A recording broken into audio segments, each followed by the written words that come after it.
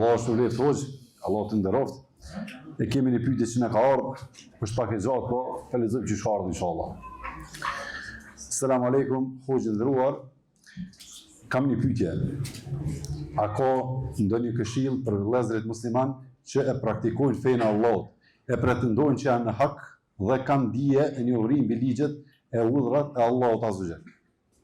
Por kur vjen puna të zbatimi i ligjeve te gruaja, aty po ju del kanuni prej fundit të barkut.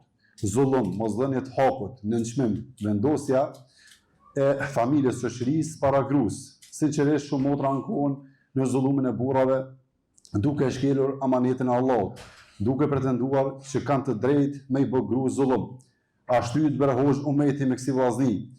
Çfarë shembulli po japin te fëmijët? Fëmijët e mi kanë marrë i bret nga ky zullum i babës ndaj nënës. Çfarë muslimani është ky? Po më thonë vetë fëmijët. Fëmijët asë që falin namaz kanë njohuri për Kur'anin, pejgamberin e Allahut, ngjarjet e tyre në vjet të trasha, atë sa me di që muslimani është mirë e i drejtë, Allahu i shpërblet. Wa alaikum assalam wa rahmatullahi wa barakatuh. Alhamdulillah, wassalatu wassalamu ala rasulillah. Ka disa çështje të cilat në pyetje janë të drejta, disa janë pa drejta. Për atyre që ndëgjova është e pa drejt, i jep përparësi familjes përpara gruas. Kjo është gabim i lidhjeve të fjalëve. Edhe nuk e di çka ka pas për qëllim familjen përpara gruas, por në Islam prind janë para gruas. Thënë më shumë kanë obligim djali ka ndaj prindve, pastaj është gruaja.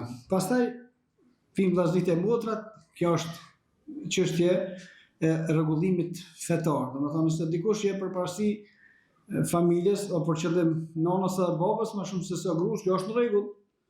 Se detyrimet që i ka ndaj nonës janë më të babës, edhe nonës janë më të mëdha se sa detyrimet që i ka ndaj gruas, edhe pse besimtari duhet secilit me ia dhon ato që i takon sipas asaj që ka caktuar Allahu subhanahu wa taala. Kjo ajo që më ran vesh që nuk është e drejtë. Çështja tjetër, mendojnë tash nëse ka dikush që mendon se ka drejt për gruan e vet, gjithçka kjo nuk është e saktë fetarisht. Allah subhanahu wa taala ka thënë në Kur'an, "Ar-rijalu qawwamuna 'ala an-nisa."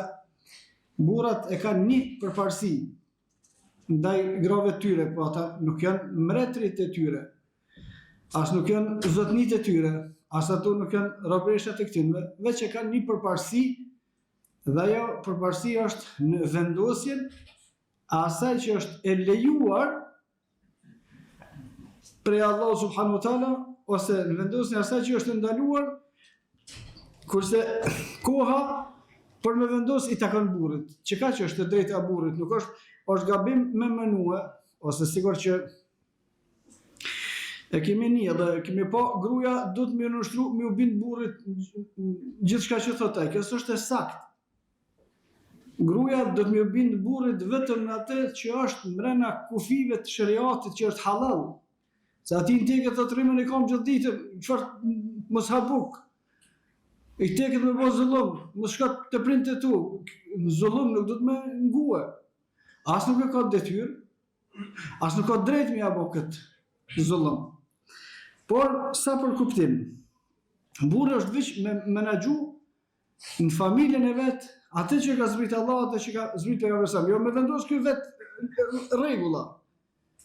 Kjo me vendos vetë ligje, kjo s'ka drejt. Edhe me thonë pastaj gruas, ti dush me mbu mua se unë jam burri, jo ti si e burri për kështu hiç.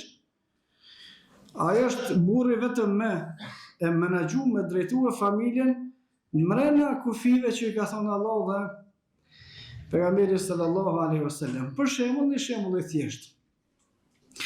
Burri nuk ka drejt me ndalua gruan me shku te nëna vet. Te prindët e vet. S'ka drejt me ndalu.